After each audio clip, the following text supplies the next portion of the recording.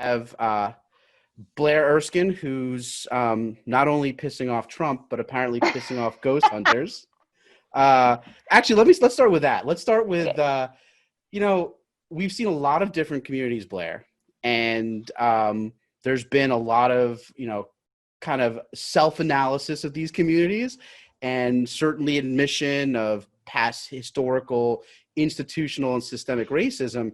I must say kudos to you for shining the light on the ghost hunter community and its closed-mindedness. Do you have any further Thank thoughts on you. that? I'm honored to have exposed the ghost hunting community. That was insane. That was one of the best nights. I stayed up all night just tweeting back at the ghost hunters. Yeah, what did they got pissed about me talking about men. I said the standards for white men were low. I compared them to like everyone was impressed with Joe Biden riding a bicycle, and I was like, oh, I guess the standards for white men in this country are at bicycle handlebar height. And the ghost hunters really came through and were pissed. Well, I mean, And that was a delight.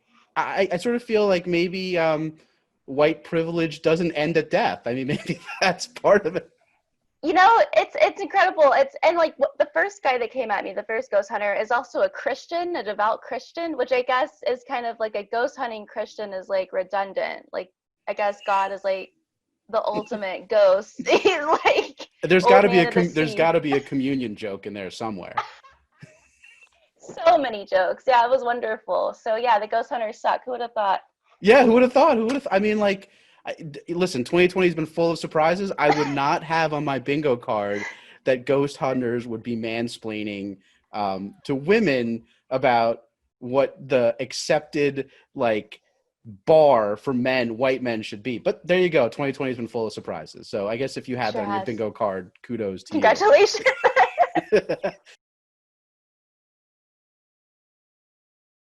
Well, so you did talk. I mean, you mentioned this. You tweeted about the bar for white men is below bicycle handlebar height. It's very funny. And Thank you. I mean, but is it? I mean, is it true? I mean, why? We think about Kamala Harris being named as VP. Why shouldn't men be threatened? I mean, men are threatened by women all the time. I mean, we really look. I mean, don't you think men have a right to judge and feel threatened? Am I being too mansplaining about that? Is that how is that hypocritical? Well, the tweet wasn't even about men being threatened. Do men feel? I guess men do feel threatened. You'd be hard pressed to find a man to admit that he feels threatened, like a I white feel man threatened in all the this time, country. but Do you that's feel? just I feel threatened right now. But maybe I'm the Thank you. outlier. Yeah, you're the exception. That's you're an anomaly. Yeah, no, I guess I mean guys shouldn't feel. I mean, I guess if they feel threatened, then just welcome to our world. Like, welcome to our everyday. It's good for them to have a little taste of what it feels like to be scared, but I don't know why they'd be scared. No, I mean, it's not like Kamala Harris has a sword or anything. I mean, she's just a what smart is, woman. yeah. But seriously, what is the threat? Like, is the threat here a fear of equality? Is that something to be? I think it's the same. It's not exactly the same, but it's how white people are scared of not being the majority anymore. I feel like men are scared of not being able to have that power, sort of wield that power that they've had for centuries and centuries. They've been the oppressors, so I think it's just scared. Like they're scared of getting a taste of what they've been like doling out for years. That's, I mean, subconsciously at least. I don't know though.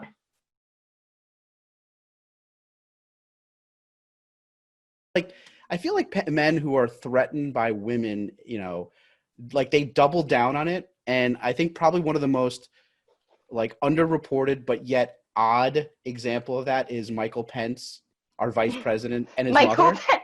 Michael, but let's call him his full Christian name. Why not? Let's make it different. But like, is that whole thing with his like, the fact that he won't be in a room with reports that he won't be in a room with women alone?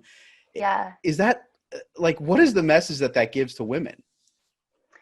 Geez, I wish I knew. I think he thought maybe because a lot of people agreed with him on that. I don't know. I guess he's like, oh, look at me. I'm a loyal Christian man. But if you can't be alone in a room with another woman, not that I think he would ever do anything with a woman. I have, we all I'm question pretty sure it's Michael not Pence. the other way around. Yeah, both ways Yeah, maybe. yeah. I don't know what he thought that message was sending, and he calls her mother just like all the time, right? Yeah, That's what which is creepy as fuck. Do you think they? I don't. Do you think they do that during sex though? Do you think he? Yeah, I was gonna make her a sandwich afterwards. Can you? How many kids does he have? Can you sign my permission slip? Oh no.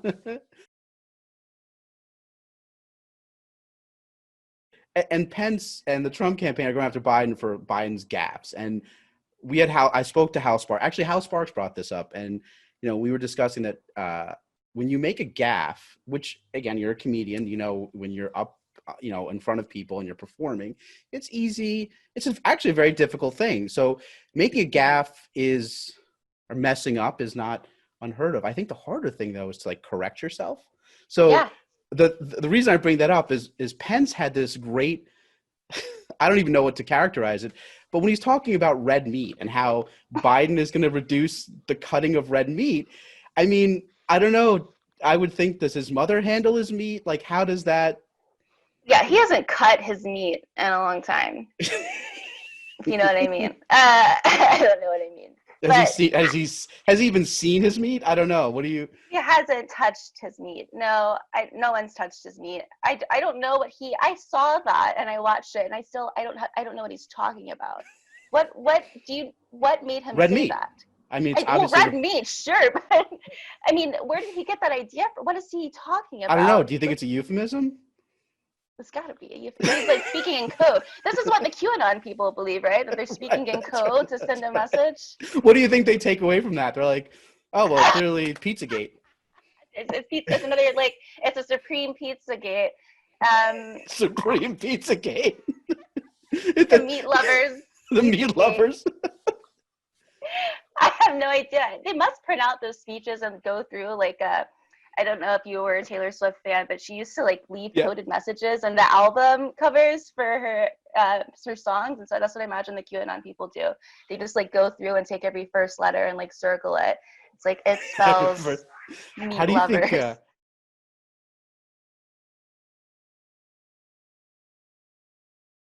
How do you think the job interview for that position goes? Is it like? Is it very formal? What do you think? What kind of references? QAnon? Yeah, what do you think for the person who's going to look at coded Mike Pence messages? Oh, Jesus Christ. I don't know. I would love to do it, though. I'd love to go undercover and apply if anyone knows of an opening. I've looked online to try to – I want to read what the QAnon people, like, say, to each other. And they're not easy to find online. I guess they've been taken down and shit. But, I mean, have you tried LinkedIn? I'd love to really infiltrate. Have I tried LinkedIn? I mean, maybe to join their network.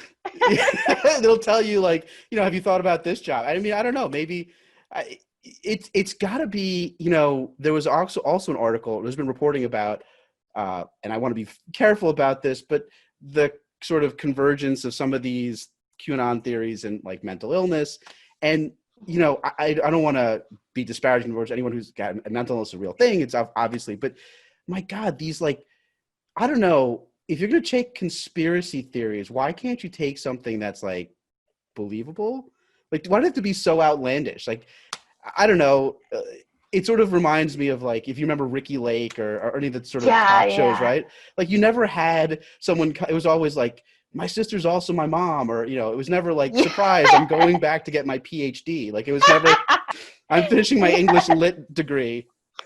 Can't wait to pay my taxes. I have to tell you something. Yeah. Right? I'm going back to school. That's right. Yeah, that's such a good point.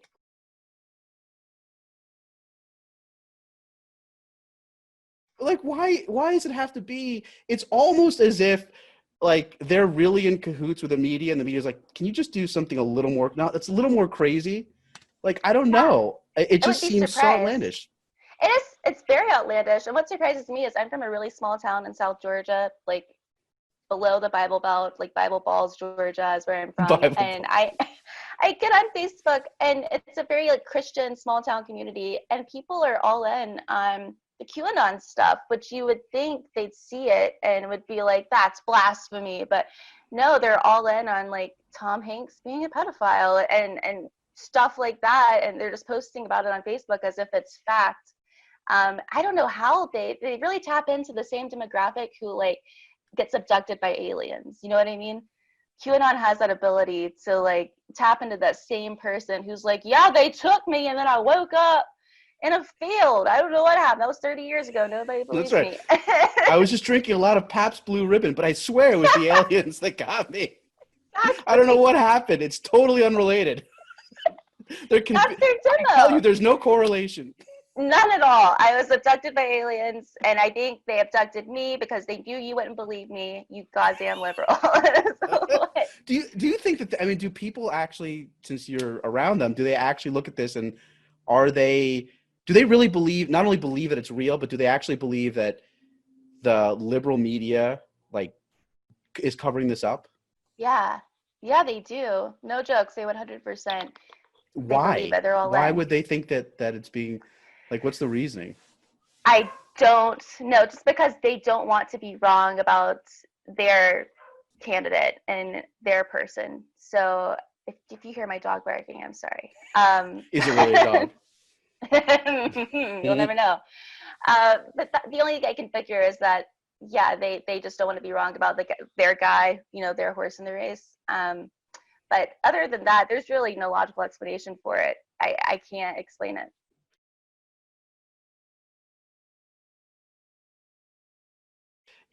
Under Trump, we have things that are, when you hear them, like, they're almost conspiratorial, like the Postal Service. Who would have guessed that Yes. a president would be going after the Postal Service? Like, the motto of the Postal Service is what? No rain, nor sleet, nor snow. I guess they didn't have an asterisk with Trump. Like, who would have thought that? Like, I guess they were like, but a presidential finding can undo us. Natural calamities and disasters and weather, we're fine. But a president, that's who wants to rig an election? I mean, it's insane.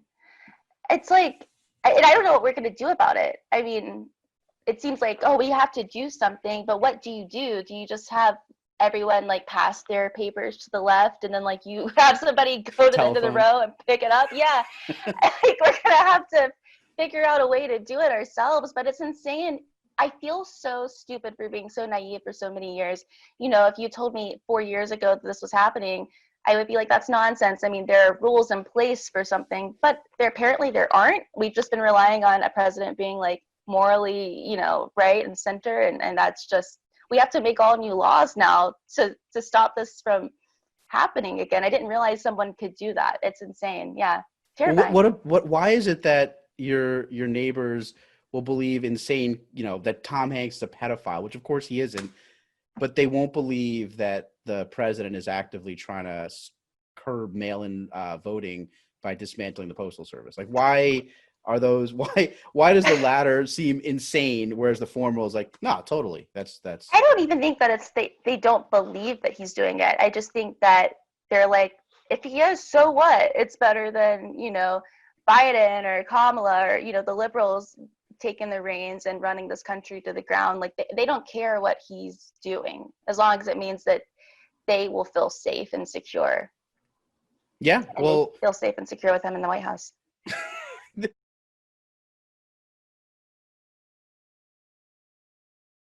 This, we saw in 2016 the attempt to sort of reach out and elevate those voices, right? So they have concerns. We should hear, what the people who are going to vote for Trump. But on the other side, people said they spent too much time focusing on those voters. What's the right answer? I mean, you're from that part of the country. I mean, how can we elevate legitimate concerns without, making this sort of crazy divisive conversation? I'm not sure. I know that. Damn it, Blaire, you had one job. I think about this every day. I know, it's up to me to solve it. It's a hard question because you still have people who, are diehard Reagan fans and like Nixon and presidents who caused a lot of damage. I mean, obviously I wasn't alive for the Nixon administration, but I would say that, once Watergate happened, Nixon supporters weren't like, oh yeah, I guess he's a shitty guy. Or, I think they just kind of went to their grave believing he was a good president. You have people who, because I'm from like 20 minutes down the road from where Jimmy Carter was born and raised. And so like, but the majority of people down there hate Jimmy Carter, at least hated his administration. He's a wonderful, I love Jimmy Carter. I don't know if you can change their mind on something. And I don't know how you get them to, if they're a diehard Trump guy, I don't know how you get that person to then switch to Biden and Harris. It's a totally different, pair of people. I really don't know how. I mean, because Trump's not a little guy, so I don't know why they voted for him in the first place. They're largely poor, country people that has nothing in common with, this person.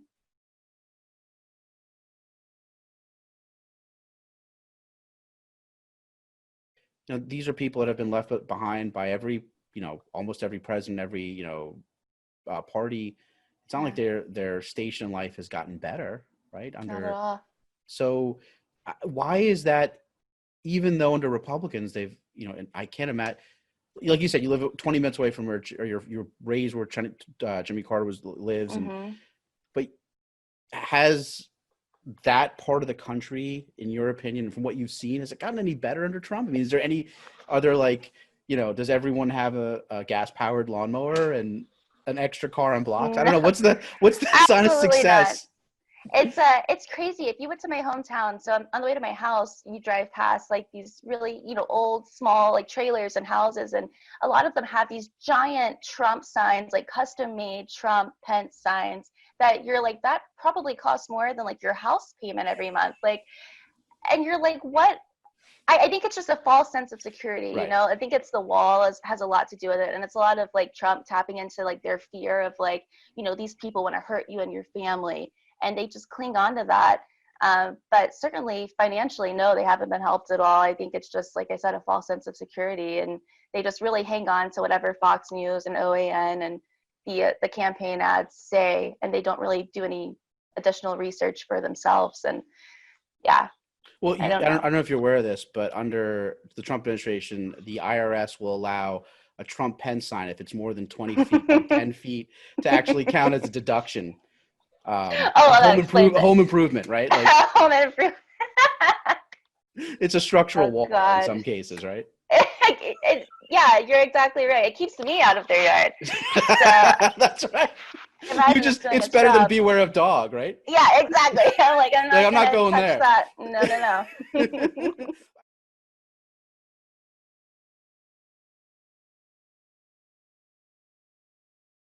Do you see any? I mean, I'm sure you see plenty of Trump Pence, placards, but are there like Black Lives Matter? I mean, is it just that, or is there anything else? Like, is the closest that might happen? What's the next closest thing you might see in a yard like that? Like a Blue Lives Matter. Blue Lives Matter. Jesus is coming. So all the 1950s hits, basically. Yes, yeah. Jesus coming, Blue Lives Matter. Just a sign with just a random Bible verse, not even like the words, just the John 3:16, just end of the world type shit. Like they'll have verses from Revelations. It's a fun ride. If anyone ever wants to visit where my mom lives, I'd love to take you there. What's it like? Is it just I sound like I'm shitting on it. It's a great place. I loved growing up there. I had a giant yard. I lived in the middle of nowhere. I had like 3 channels on television. And so I had to figure out stuff to do. I loved school. I loved going to school. So it's a great place. It's just going back there. I'm glad I got out because, I got out, went to college, learned some things. And going back, it's like time traveling, sort of. It's a different world. But there are a lot of places. I mean, that's how Trump got in office. Is part of the reason Trump got in office. But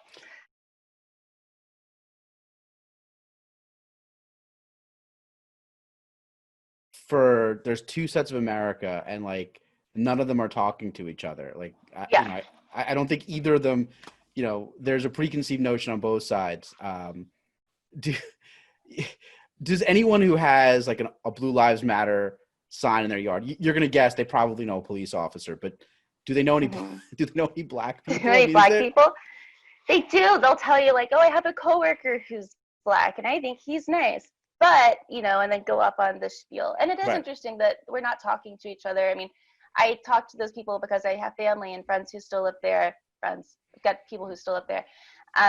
But you know, you're asking me like what we could do to change, like how can you get through to them and ask them how we could win their vote. And I don't know that people are kind of going to places like that and getting on the street, knocking on doors and asking them like, hey, I know this is what you believe and I know this is why you voted for Trump. What can I do to get your vote? What are your main concerns? And if you ask them, I don't even know that they could tell you a lot of them. You know, I think it's just like, well, my dad was a Republican and his dad was a conservative too. And so now I am. And so, you know, I think it would do good for conversations to happen. Yeah. I mean, he hasn't articulated any policy but you're right. Like, I guess people there aren't looking for policy, right? They're not looking They don't care about policy. Yeah. They just want someone to tell them that, you know, Mexicans aren't going to get into the country, which is like what I would say that's like their number one concern where I'm from. And it doesn't make any sense.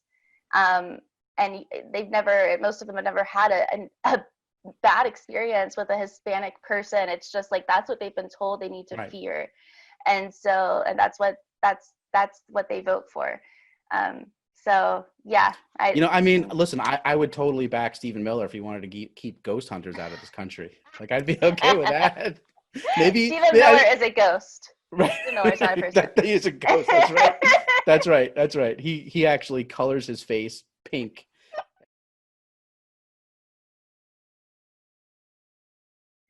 As a New Yorker, you know, there is like camaraderie in hating something. I don't mean like hating a group but like when you're sitting on the platform waiting for a subway and it's late and you commiserate with your fellow you know, person. You bond over being pissed off. Yeah, exactly.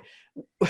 What if we could find a thing? What would that thing be that we could all be like, man, that's some bullshit. Like, that everyone universally, like, I don't know, is it mosquitoes? Is it like mosquitoes are bad? I mean, I think it's ghost hunters. Hunters. We can all agree. I think it's ghost those hunters. Sons of bitches. Yeah. Some uppity mother truckers. If it's not Trump, I feel like it's got to be ghost hunters. Yeah, I mean, like, what would be the platform to say ghost hunters are what we should unite against and the fight against ghost hunting? Unregulated ghost hunting. I was going to say ghost out. Listen, when I was in school, it has something to do with ghost, I guess. I'm going to get it way off topic. But we had this thing every year called Ghost Out. Well, every year we had it. One year I was a senior. And what would happen is the sheriff would come around and he would be dressed as the Grim Reaper. The Grim Reaper. The Grim Reaper. And he would like take a kid out of class, like he took like 12 kids in total. But he'd take a kid out of class, paint them up like they'd been in a terrible car accident. Oh, and then God. Send us back in, and we couldn't talk to anyone for the rest of the day. And it was supposed to like bring awareness to drunk driving and how your friend could die in a drunk driving accident, and that's why you shouldn't do it. And then at the end of the day, the people who had died had to like stand up in front of assembly and like read statistics. And I was one of the kids who was killed. And I was a ghost for a whole day. And then the next day, I remember my friend was like, it made me realize if you really did die, then I guess I kind of would miss you. And that's all I learned from Ghost Out, is that my friends would kind of miss me.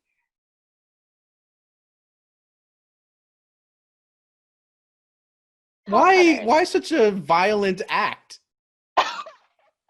Dude, when you catch it, that was my thing. Like when you catch a ghost, because I feel like they go to a house and they're like, yeah, there's a ghost in here, and then that's like, what do you do after that? You throw it back, like you caught it, and then you're like, well, now you guys have to move. You know, it's got to be the easiest job too. I mean, let's be honest, because they never find them.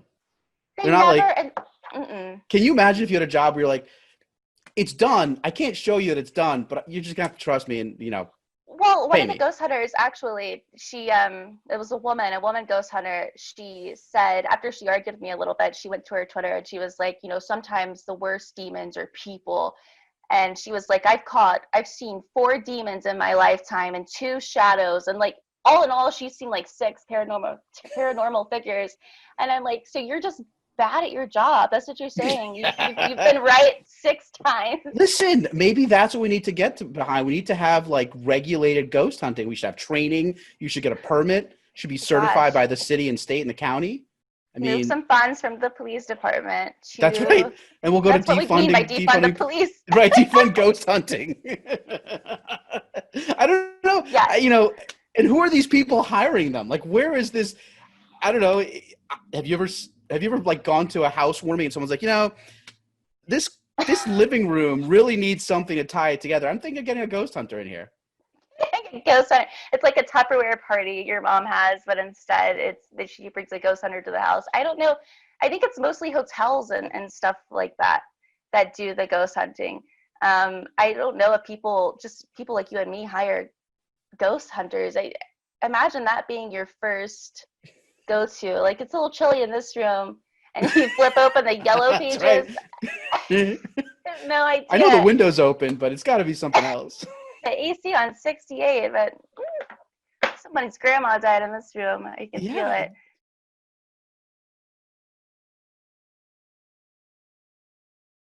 Why do they jump to such an extreme? I mean, I think that's like, you know, I don't know. I don't get it. And I think the biggest thing I don't understand is, okay, it's one thing to not understand what a ghost hunter does, because they never actually can prove that they've done anything. I don't understand who the people who hire them. What about the people who watch the goddamn show? Like, what is the appeal? They're high. They're very high. And I understand, but yeah, I think ghost hunters is just white people creating their own problems, you know, because like there's all this other stuff you could be like putting your energy toward fixing, and you're like, no, I'm gonna get some ghosts. I'm gonna get some ghosts on television. But you never do. You never do, and then they go on to like have jobs after that. I don't know how you can bounce back from being a ghost hunter on TV. That's worse than like being a Bachelor contestant or something. But if you're watching this and you're like, okay, this one we're definitely going to see a ghost. We're definitely going to see a ghost. And then like the second one, you're like, all right, maybe the next one. I got to believe, Blaire, by the third time you watch Ghost Hunters and there's no goddamn ghost, maybe you're like, I don't know. Maybe there's something to this. Maybe there's not going to be a ghost. You would think that, but I'm saying I watch The Bachelor every season, and there's rarely a love story at the end that lasts for very long. And so maybe it's just that it's the journey. It's not like the ghosts. Maybe we should have Bachelor hunting. That's the old saying.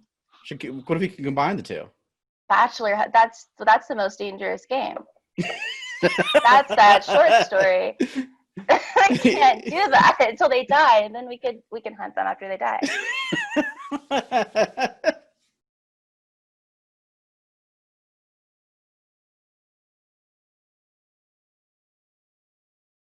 Last question for you. Are there any predictions into the Trump dynasty? When Donald Trump is gone, who would you see as the next continuation? Is it Junior? Is it Eric? Is it Ivanka? Is it Tiffany? Like, who's the next bearer of the torch? It's baby boy Jared, right? That's why. Baby boy Jared.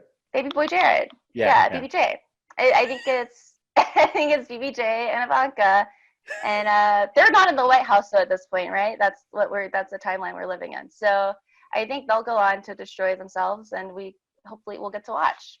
Well, I mean, if you think about all these cast of characters, and you think about the South, who would be the best Walmart greeter? That's her next job. Oh, I think Don Jr. Don Jr. Don Jr. Why? Yeah. Because he has problems saying words, got the face.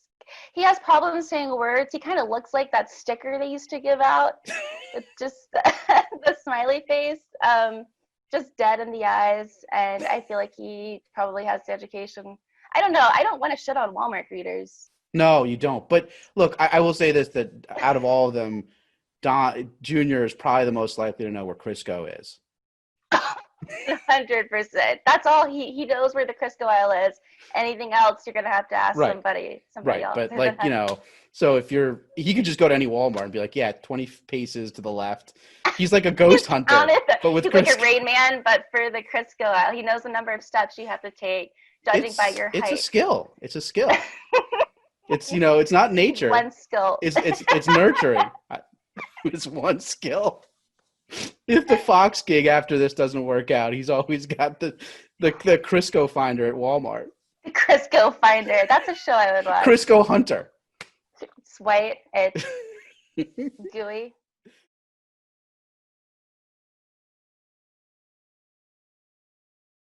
All right. Where can people find you on the Twitter and Facebook? On Twitter at Blaire Erskine, Facebook Blaire Erskine, Instagram. It's just all my name. I tried to make it easy. So are you touring or doing any stuff right now?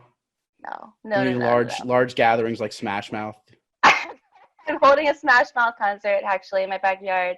Those guys, man, they have fallen from the Shrek pedestal that they were on down to the ground. Don't you think, like, if any 90s boy band should be, like, trending, it should be 98 Degrees? Like, isn't that the one during a pandemic? I never thought about that. That's genius. Do you consider Smash Mouth a boy band? No, but I guess they were Shrek. Weren't they in that other... Oh, God, wasn't there... So All Star was Shrek, but then they had that Walking on the Sun song. That's it. And that was in a commercial, I'm sure. But, like, no, you're right. They're not a boy band. But clearly it's, you know, you would feel like if it's not Nickelback, that... Nickelback's working on something, I heard. They haven't said what it is, right? But they're like... I heard they're working on a COVID cure. Well, it's just that, like, you listen to their music. No, I'm just kidding.